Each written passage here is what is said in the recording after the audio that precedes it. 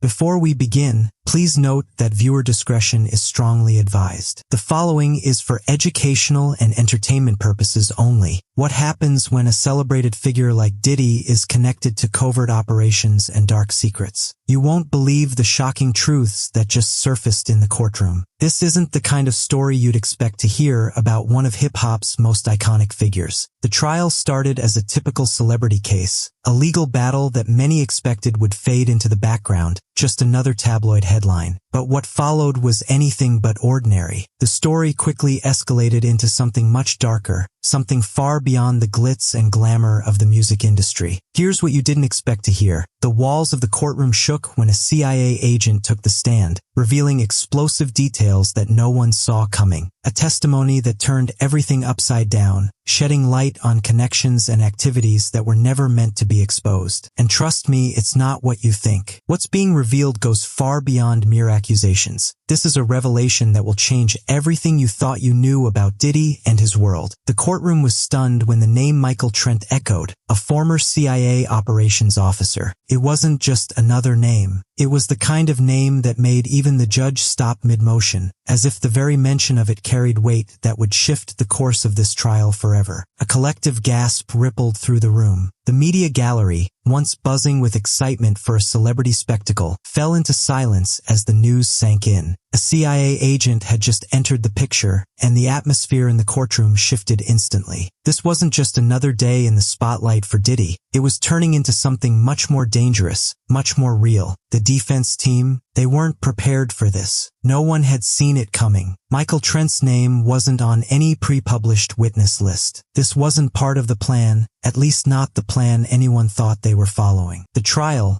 which had been moving in predictable directions, suddenly took a hard left turn. The defense attorneys leaned in, eyes narrowing, preparing for the storm that was about to hit. Their carefully crafted strategy, torn apart in an instant by a single name. And when Trent took the stand, his calm and controlled demeanor only heightened the tension. He wasn't there to add drama or sensationalize the case. He was there with a mission, to reveal what had been buried in the shadows for years. Trent's career had been built on navigating the hidden corners of power and influence. For over a decade, he'd been part of high-stakes investigations involving some of the wealthiest and most powerful figures in the world, individuals whose operations often spilled over into national security concerns. And now, he was about to drop a bombshell in a courtroom full of people who never expected to hear what he had to say. Trent's role at the CIA wasn't just about tracking criminals or spies from foreign countries. He had spent years investigating high-net-worth individuals suspected of laundering money, trafficking influence, or engaging in activities that crossed borders in ways that were deeply concerning to national security. These weren't your average suspects. These were people with power, wealth, and the means to operate under the radar. They lived in a world of the untouchable, where their wealth and social status afforded them a level of protection that most people could only dream of. But not Diddy, or at least not at first. Trent revealed that the famous rapper and mogul's name had appeared in multiple intelligence briefings between 2014 and 2020. At first, Diddy wasn't a target. He was just a name, an incidental figure mentioned in passing as part of broader investigations. But as the years went on, patterns began to emerge. Unsettling patterns, suspicious patterns, patterns that would eventually lead to a full-scale investigation into one of the most influential figures in the entertainment industry. At the heart of Trent's testimony was a question. How had a man who built an empire on music, luxury, and status ended up under the scrutiny of some of the most powerful intelligence agencies in the world? The room fell silent as the answer began to unfold. Diddy wasn't just the businessman behind Bad Boy Records. He wasn't just the hip-hop mogul known for his parties, his celebrity friends, and his luxury lifestyle. No, he was something much more complicated, something much darker. Trent's involvement with Diddy's case wasn't personal, it was professional, but the revelations he was about to share were far from the usual corporate espionage or criminal investigations that Trent had seen throughout his career. This wasn't just about financial dealings or celebrity excess. It was about something that threatened the stability of entire systems of power. For the first time, the jury and everyone in that room began to see that Diddy's influence reached far beyond the music charts. He wasn't just making waves in entertainment. He was making waves in the world of politics, business, and even criminal activity. The question was, what had he been doing behind the scenes? And what was being hidden from the public? The defense team's initial shock began to turn into something else: concern. As Trent spoke, it became clear that the case wasn't just about Diddy's personal life or his public persona. It was about his role in a much larger web, a web that included international dealings, secretive operations, and figures whose names were whispered in the halls of power. Diddy wasn't just a celebrity. He was a key player in a larger game that no one outside of these covert agencies had truly understood until now. This wasn't just about a superstar in the dock anymore. This was about the intertwining of fame, money, and national security. Trent's testimony was just the beginning, but it set the stage for something that would not only change the trial, but also change the way the public would view Diddy's empire. What had been considered entertainment, fame, and luxury had now turned into something far more complex, far more dangerous. Something that no amount of fame could shield. As Trent detailed Diddy's growing connections to shadowy figures, including foreign nationals and high-level officials, the gravity of his words settled heavily in the courtroom. What started as a legal case about a celebrity now had the weight of international intrigue behind it. And for everyone in that room, it was clear that they were about to be led into a world of secrets, lies, and power struggles that very few could have imagined. For the defense, the reality was sinking in. Their carefully orchestrated narrative about Diddy's public life was now crumbling. No longer could they simply talk about his career, his brand, and his success. No, the trial had taken a dark turn, and there was no going back. The CIA agent had spoken, and the truth was starting to come into focus, one shocking revelation at a time. Diddy's global empire wasn't just about entertainment. It involved questionable international connections. What appeared on the surface to be the glitzy life of a music mogul, a trendsetter in the entertainment world, was, in reality, a carefully curated facade that concealed far darker dealings. For years, he had operated in the public eye as the embodiment of success, luxury, and power. But behind that public image, the world of Diddy was far more complex, and increasingly, it seemed, far more dangerous. Trent's testimony exposed the suspicious patterns that had emerged during his investigation, patterns that pointed to something far beyond the ordinary life of a celebrity. The investigation had revealed troubling links between Diddy and several high-risk jurisdictions. His travels weren't just for business deals or world tours. They were frequent, and they took him to places that most people in his position would avoid. These were countries with known reputations for harboring illicit activities, some of them linked to organized crime, money laundering, and other forms of cross-border corruption. What was Diddy doing in these places? Was he there to further his business empire, or was there a darker agenda at play? What raised further red flags were the massive cash flows that followed Diddy wherever he went. Large sums of money that didn't make sense in the context of his public business dealings, were being moved through his accounts and through networks of shell companies into these high-risk regions. The financial movement was erratic, suspiciously high for a man already controlling a multi-million-dollar empire. The trail of money led investigators down a rabbit hole of financial dealings that couldn't be explained by the music industry alone. But it wasn't just the financials or the travel patterns that were concerning. The real shock came from the events Diddy hosted, events that seemed innocuous on the surface, but, in reality,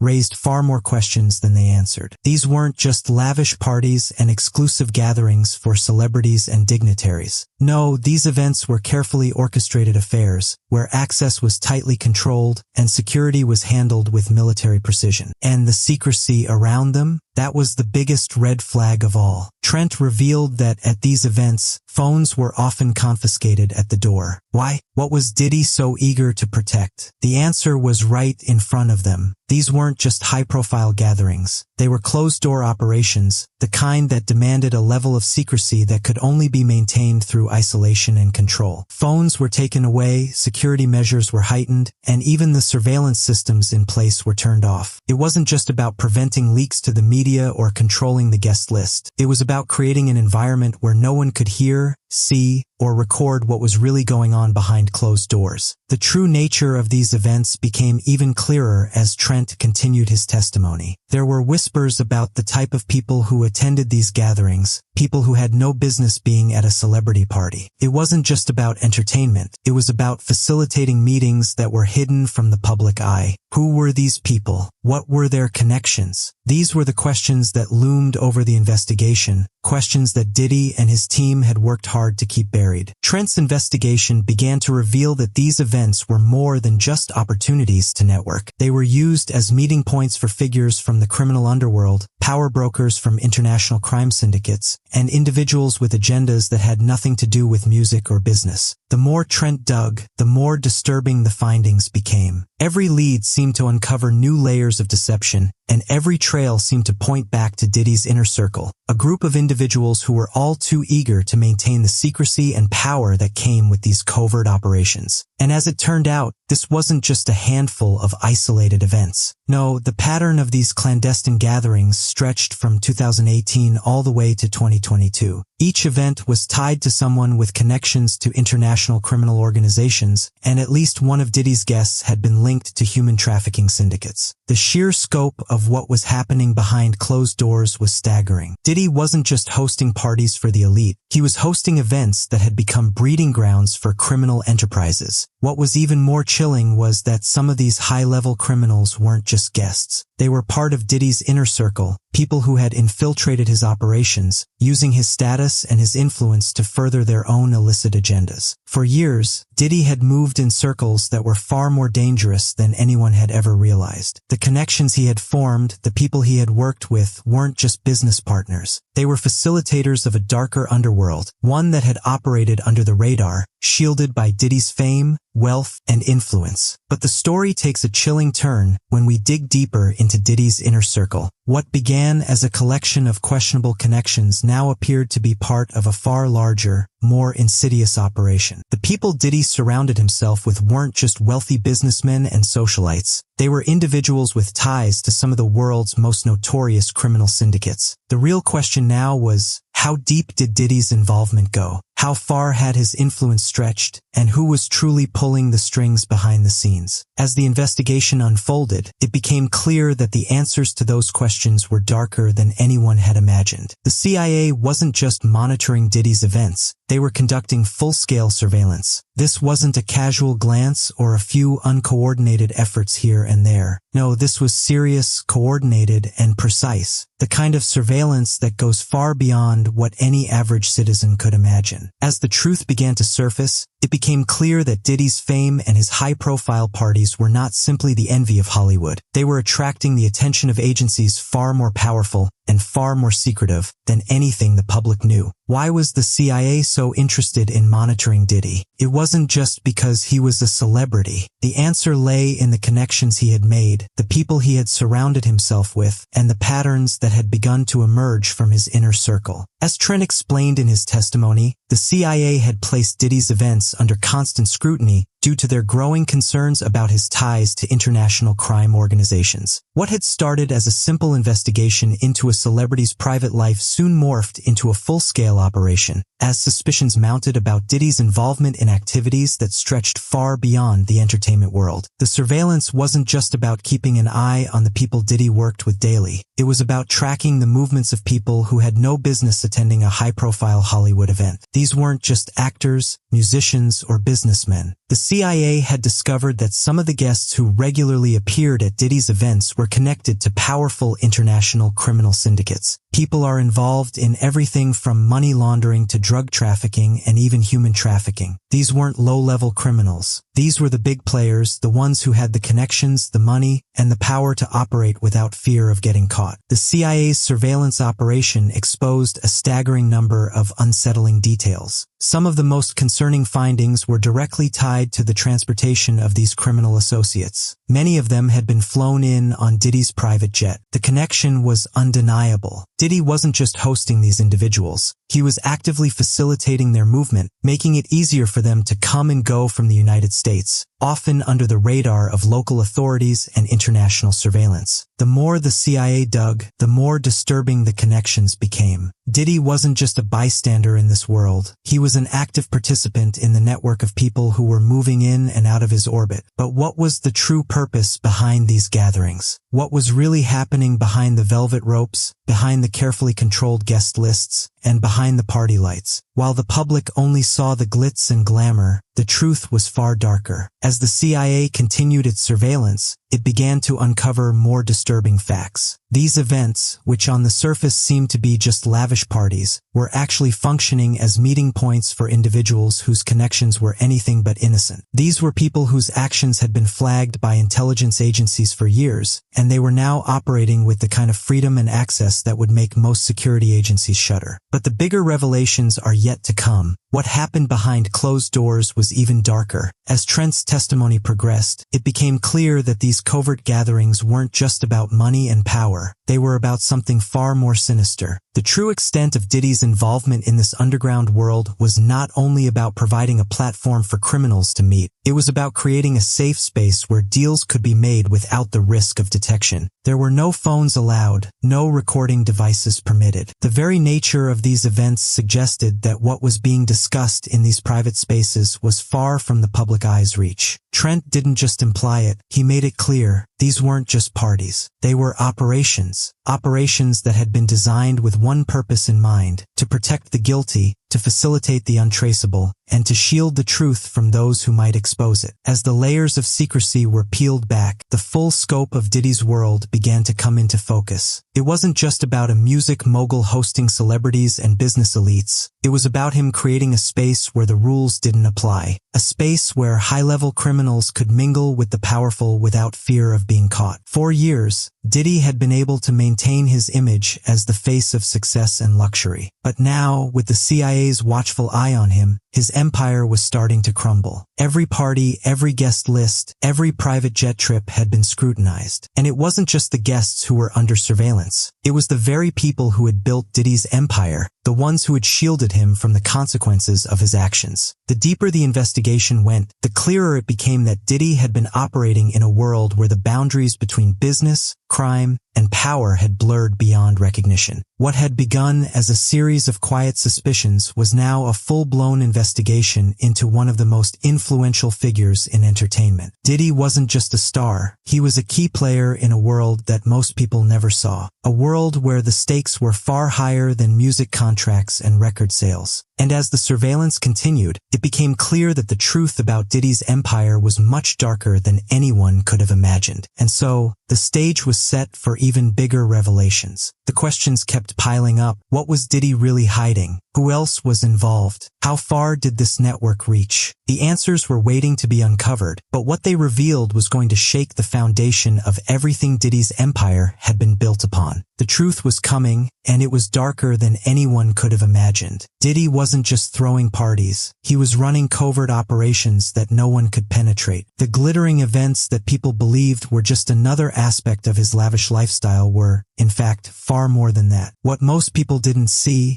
and what the media never reported, was the hidden agenda behind the luxury. These were not just exclusive gatherings. They were operations, shrouded in secrecy, and guarded by layers of intelligence tactics that ensured no one could get too close to the truth. As the investigation deepened, the intelligence tactics employed by Diddy's inner circle began to surface. It wasn't just about throwing a party and inviting the world's elite. It was about controlling the environment, compartmentalizing access, and ensuring that no one had full visibility into what was happening. Access to certain areas at these events was strictly controlled, with guests often being kept in the dark about the true nature of what was going on behind closed doors. Information was fragmented, divided up into small pieces, ensuring that no one person could piece together the full picture. Burner phones were commonly used, a classic tactic designed to eliminate any trace of communication. These disposable devices were part of the elaborate network that protected the most sensitive conversations and interactions. And then there were the non-disclosure agreements, NDAs so ironclad that they served as a form of psychological manipulation. Guests at Diddy's events were often forced to sign documents that didn't just protect Diddy's reputation. They kept them from speaking out about anything they witnessed. This wasn't just about protecting privacy. It was about controlling the narrative and making sure that no one could ever come forward with the truth. But the real shock came when the investigation uncovered the identities of some of the key players involved in Diddy's events. These were not low-level criminals or shadowy figures from the fringes of society. No, these were high-level intermediaries with direct connections to some of the most dangerous criminal syndicates in the world. Specifically, they were linked to Eastern European criminal organizations known for their influence and operations in areas like human trafficking and arms dealing. These individuals weren't just guests. They were facilitators, brokers, and power players operating in the shadows, using Diddy's events as a cover for their own illicit activities. And that's when the accusations of trafficking and money laundering came to light. It wasn't just speculation anymore. The connections were becoming clear. Diddy wasn't merely hosting parties. He was at the heart of a network that allowed powerful, dangerous individuals to operate without interference. The more the investigation revealed, the clearer it became that Diddy's role in these covert operations went beyond anything the public could have imagined. What had once seemed like high society's glamorous gatherings was now a dark world of manipulation, criminal syndicates, and money flowing through channels designed to avoid the prying eyes of law enforcement. What began as a high-profile celebrity trial morphed into an exposure of a massive international network. What everyone thought was just another legal battle involving a famous figure was now unraveling into something much more sinister. As the investigation delved deeper into Diddy's affairs, it became clear that this was no ordinary celebrity scandal. It was a multi-layered web of deception, crime, and global connections. What started as a story about fame and fortune had now turned into a narrative about power, manipulation, and a shadowy empire that operated in the darkest corners of the world. The leaked documents were the first real smoking gun. These weren't ordinary legal documents. They were official reports detailing the activities of Diddy's operations, and they were damning. According to the reports, 5 events between 2018 and 2022 had been linked to criminal activity, and each one pointed back to Diddy. These weren't small-scale,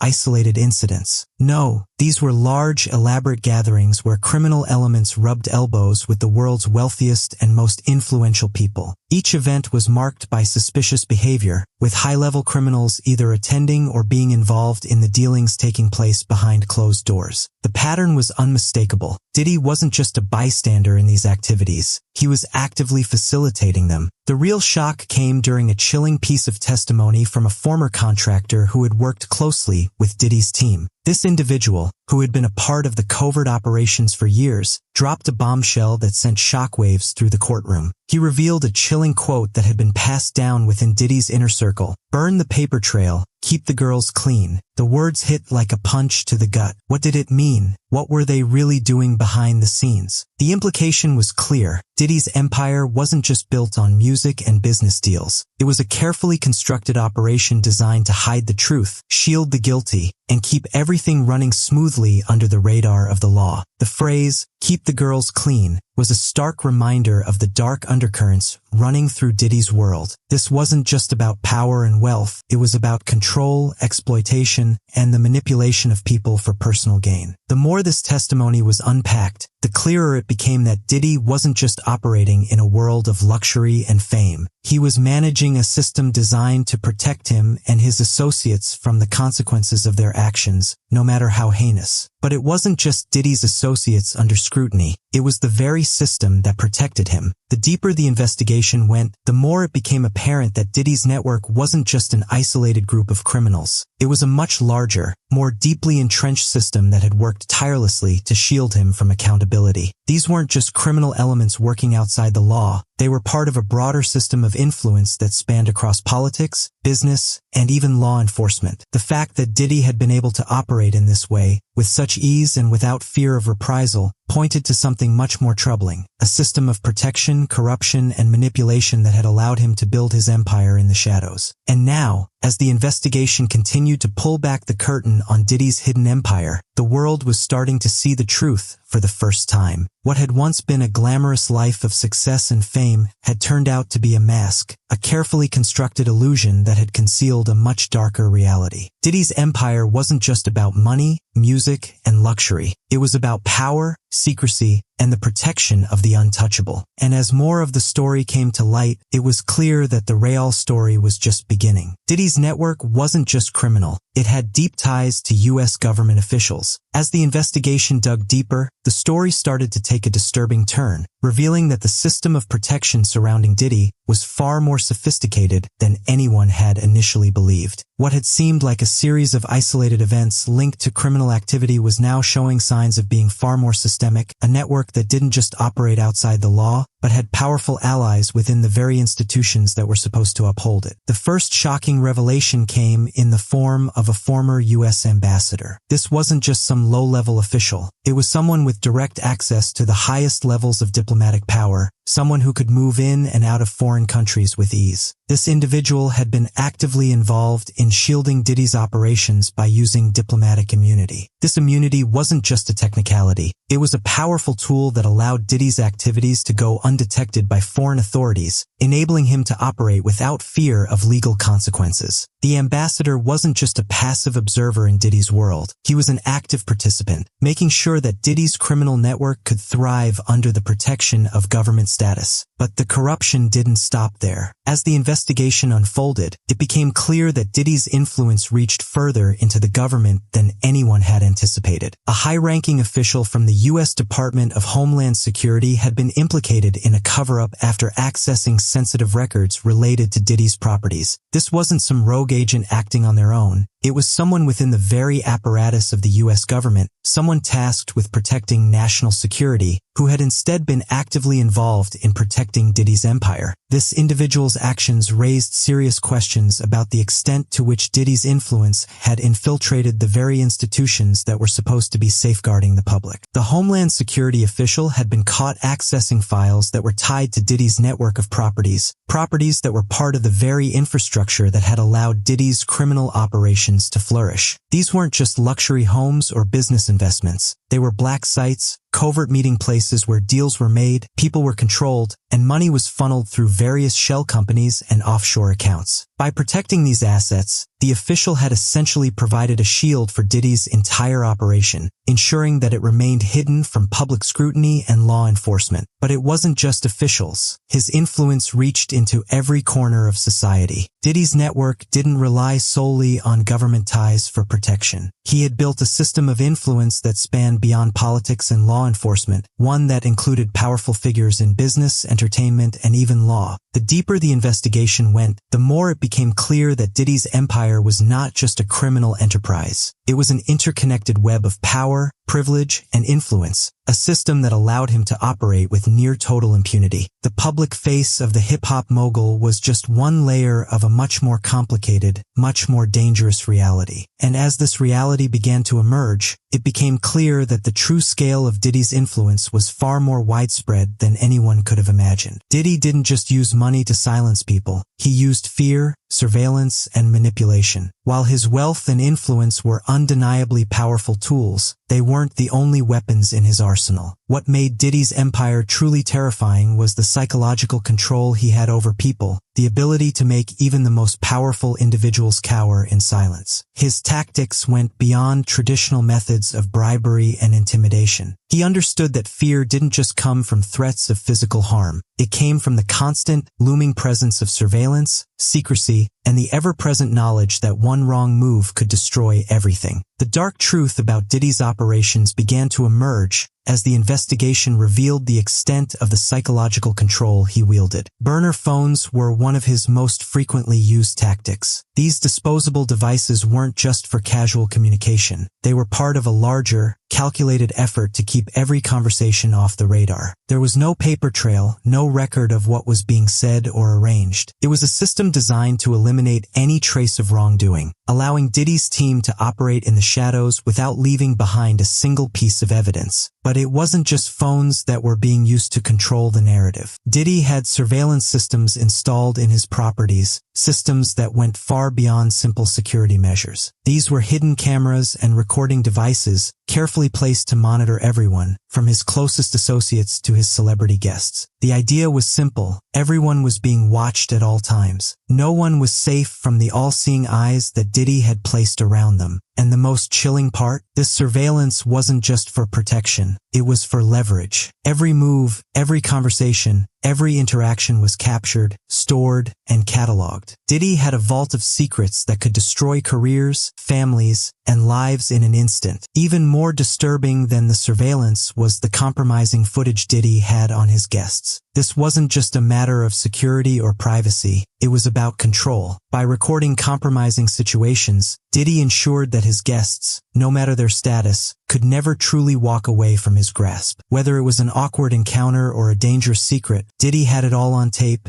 and he knew how to use it to keep people silent. The real victims of Diddy's manipulative tactics were often those who had the most to lose. Politicians, musicians, influencers, and people who had worked their entire lives to build careers, public personas, and reputations were suddenly caught in Diddy's web of control. For these individuals, the stakes were high. A leaked video, a well-placed rumor, or even a whisper in the right ear could unravel everything they had worked for. And Diddy knew this better than anyone. He had spent years learning how to manipulate the powerful, the famous, and the influential by playing on their biggest fears. The fear of exposure, the fear of public disgrace, and the fear of losing it all. But the most chilling part? The blackmail wasn't even the worst of it. Diddy's empire thrived on silence. It wasn't just about keeping people quiet. It was about making them complicit in the system of control that he had built. Through fear, manipulation, and the constant threat of exposure, Diddy didn't just create silence. He made it a weapon. Those who were caught in his web weren't just fearful. They were paralyzed by the knowledge that speaking out would destroy their lives. The truth, as it turned out, was the ultimate weapon Diddy wielded. He didn't need to kill careers or intimidate people with violence. He simply made them fear the truth too much to ever say it aloud. The final revelation left the courtroom breathless. Diddy had been more than just a target. As the pieces of the puzzle slowly began to come together, it became increasingly clear that Diddy wasn't simply a celebrity whose personal life had drawn the attention of authorities. No, he was much more than that. What had seemed like a trial about corruption, crime, and celebrity excess had morphed into something far darker, a revelation that would shatter the very fabric of what the world had believed about Diddy's empire. He wasn't just a player in the game. He was one of the masterminds, pulling the strings from behind the scenes. And as the final pieces of evidence were laid bare, it was impossible to ignore the shocking truth. Diddy had been working with the CIA, not just as an asset, but as an architect of his covert empire. The courtroom was silent as the revelation hit. What had seemed like a series of criminal acts orchestrated by an untouchable star was now linked to something far more complex. Diddy wasn't simply an entertainer with connections to the underworld. He had been a collaborator with the CIA, using his influence, resources, and global network to play a role in a much larger, more dangerous game. The CIA had once seen him as a valuable asset, someone they could use to facilitate operations in places where their agents couldn't go. But as the trial exposed, Diddy had taken that role far beyond what anyone could have imagined. He wasn't just taking orders from the CIA. He was helping to shape covert operations, using his celebrity status and wealth to create a network that blurred the lines between entertainment, diplomacy, and intelligence. The climactic turn in the case came with the shocking revelation of a satellite phone call between Diddy and a high-ranking government contractor. The call, intercepted and authenticated, was a game-changer. In the conversation, Diddy, with a calm but chilling demeanor, stated, "The agency owes me." The implications of that statement were profound. It confirmed what many had suspected, that Diddy had played a far more active role in covert operations than anyone had realized. The CIA wasn't just using him for their purposes. They were indebted to him. Diddy had orchestrated deals, manipulated powerful figures, and used his global network to further the interests of the U.S. government, all while operating under the guise of a celebrity entrepreneur. The final twist was even more disturbing. Diddy wasn't hiding from the system. He had become the system. As the trial unfolded, it became clear that Diddy wasn't just operating within the confines of the law or evading prosecution. He had become an integral part of the very structures of power and influence that had allowed him to operate with impunity. The system that was supposed to regulate and protect the public had been bent to serve his needs. It wasn't just about a powerful man hiding his criminal activities. It was about a man who had learned to manipulate the system to such an extent that he could control it. As the trial came to a close, it became evident that the illusion of fame and power that Diddy had cultivated for years was just that, an illusion. Behind the carefully crafted public persona, behind the luxury, the music, and the fame, was a man who had built an empire in the shadows, operating with the protection of both criminal networks and government agencies. The truth had shattered the facade, revealing the dark underworld of manipulation, government cover-ups, and a man who had played both sides to his advantage. In the end, the trial did more than expose Diddy's criminal empire. It dismantled the very idea of fame and power as it had been understood. No longer could the world look at celebrities and see only the glitz and glamour. The trial had peeled back the layers of deception, revealing the dangerous, often corrupt systems that protected those at the top. Diddy's empire, built on fear, silence, and manipulation, had finally been brought into the light, and there was no turning back from the shocking truths now laid bare before the world.